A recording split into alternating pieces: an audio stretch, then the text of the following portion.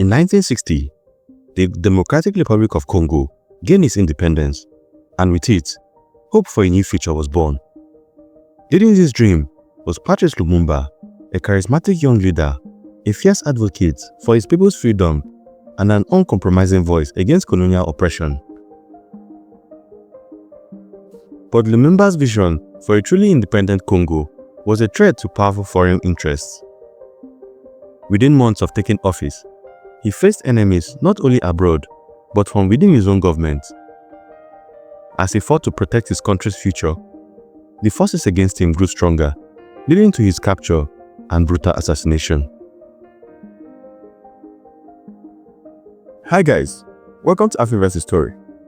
On today's episode, we unravel the tragic story of Patrice Lumumba, a man who dared to challenge the global powers and pay the ultimate price. This is a story of a revolutionary silenced and a nation robbed of its brightest hope. Do stay tuned and enjoy the ride.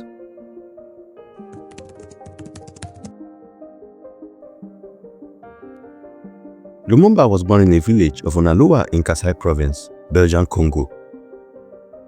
He was a member of the small Batetela ethnic group, a fact that became significant in his political life. His two principal rivals, Moise Tshombe, who led the breakaway of the Katanga province, and Joseph Kasavubu, who later became the Congo's president, both came from large powerful ethnic groups for which they derived their major support, giving their political movement a regional character. In contrast, Lumumba's movement emphasized its all-Congolese nature.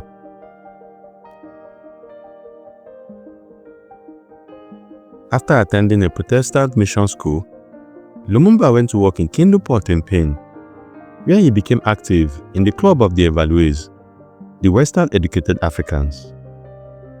He began to write essays and poems for Congolese journals. He also applied for and received full Belgian citizenship. Lumumba next moved to Leopoldville, now Kinshasa, to become a post clerk and went on to become an accountant in the post office in Stanleyville, now Kisangani. There, he continued to contribute to the Congolese press.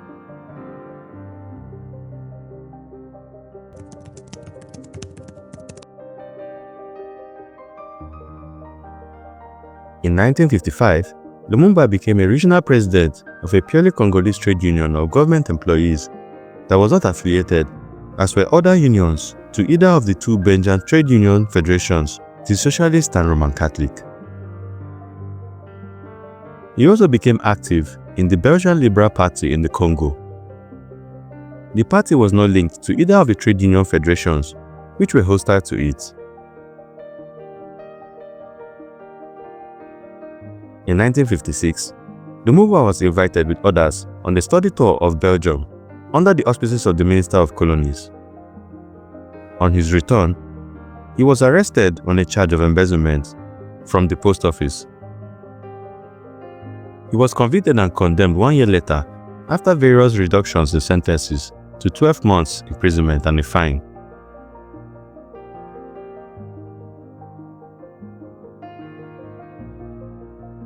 When Lumumba got out of prison, he even became more active in politics. In October 1958, he and other political Congolese leaders launched the Congolese National Movement, Mouvement National Congolais, MNC, the first Congolese political party. In December, he attended the first All-African People's Conference in Accra, Ghana, where he met nationalists from across the African continent and was made a member of the permanent organization set up by the conference.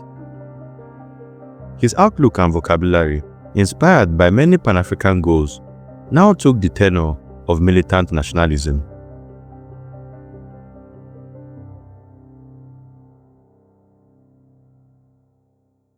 As nationalist fervor increased, the Belgian government announced a program intended to lead to independence of the Congo, starting with local elections in December 1959.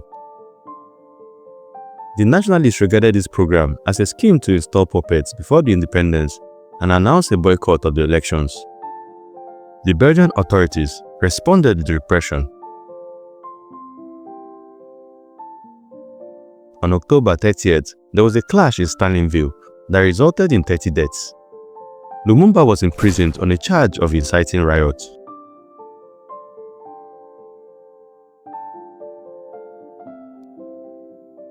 The MNC decided to shift tactics, entered the elections, and won a sweeping victory in Stalinville with 90% of the votes. In January 1960, the Belgian government convened a roundtable conference in Brussels of all Congolese parties to discuss political change, but the MNC refused to participate without Lumumba. Lumumba was thereupon released from prison and flown to Brussels. If you're enjoying this video, guys, please take out some time to smash a like and subscribe to the channel and turn on the notification button to get more content like this about African history. Now let's get back to the video. The conference agreed on a date of independence, June 30th, with national elections in May. Although there was a multiplicity of parties, the MNC came out far ahead in the elections, and Lumumba emerged as the leading nationalist politician of the Congo. Maneuvers to prevent his assumption of authority failed, and he was asked to form the first government, which he did on June 24, 1960.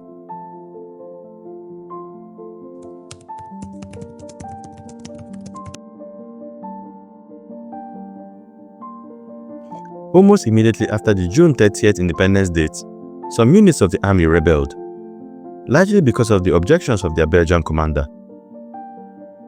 Moise Eshombe took advantage of the ensuing confusion, using it as an opportunity to proclaim the mineral-rich province of Katanga was seceding from the Congo. Belgium sent in forces, ostensibly to protect Belgian nationals in the disorder, but the Belgian troops landed principally in Katanga, where they sustained Shombe's secessionist regime. The Congo appealed to the United Nations to expel the Belgians and help them restore internal order.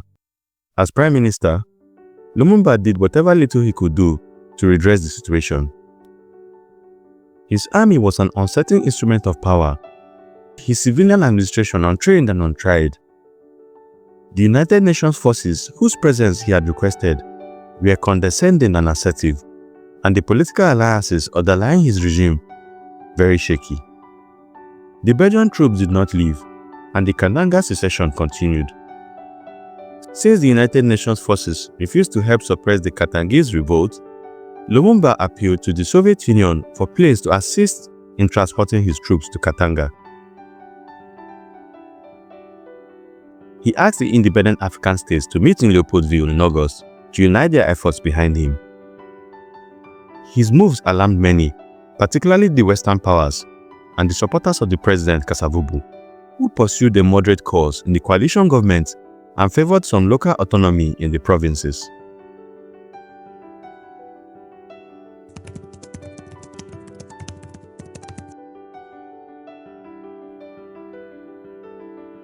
On 5th September, President Kasavubu dismissed Lumumba, but the legalities of the move was immediately contested by Lumumba. As a result of the discord, there were two groups now claiming to be the legal central government. On September 14th, power was seized by the Congolese army leader, Colonel Joseph Mobutu, who later became president of Zaire as Mobutu Sese Seko, who ironically was made Secretary of State and then Chief of Staff of the Army by Lumumba, later reaching a working agreement with Kasavubu.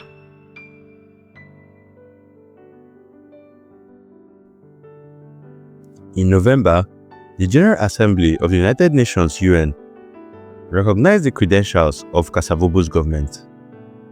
The independent African states split sharply over the issue. Meanwhile, in October, Lumumba had been placed under house arrest in Leopoldville, guarded not only by Mobutu's forces, but by those of the UN as well, which provided him with protection. After the General Assembly decided to recognize Kasavubu's government, Lumumba escaped from home confinement and sought to travel to Stalinville, where his supporters had control. However, he was caught by Mobutu's forces and arrested on December 2nd. Lumumba was initially held at a military camp in Tynesville, present-day Mbaza Ngungu. But concerns that soldiers there were sympathetic to him led Belgian, Congolese, and Katangan forces to arrange for his transfer to a different location that were deemed to be more secure and one that would almost certainly guarantee his death. On 17 January 1961, Lumumba and two associates, Joseph Okito and Maurice Mpolo, were flown to Elizabethville, now Lumumbashi, where they were delivered to the secessionist regime in Katanga and East Belgium advisors. On the flight there, they had been beaten by the soldiers escorting them, and once they had landed in Katanga, they were beaten again. Later that day, Lumumba, Okito, and Mpolo were executed by firing squad under Belgian command. Although their bodies were initially thrown into shallow graves, they were allegedly later dug up under the direction of Belgian officers, hacked into pieces, and dissolved in acid or burned by fire. The Katangan government withheld the official announcement of his death until February 13th, and then claimed that Lumumba had escaped from their custody and had been discovered by villagers who killed him. Rumors of Lumumba's death had circulated soon after it occurred, however. The government's explanation of his death was quickly disputed, although it would take decades for the full circumstances surrounding his death to be made public.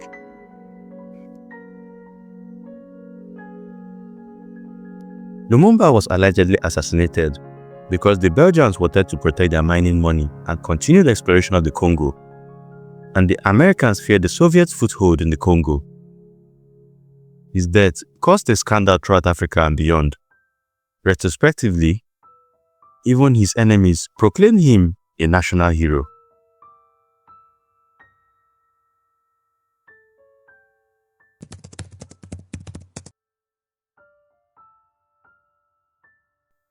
The reasons that Lumumba provoked such intense emotion was not immediately evident. His viewpoint was not exceptional. He was for a unitary Congo and against division of the country along ethnic or regional lines.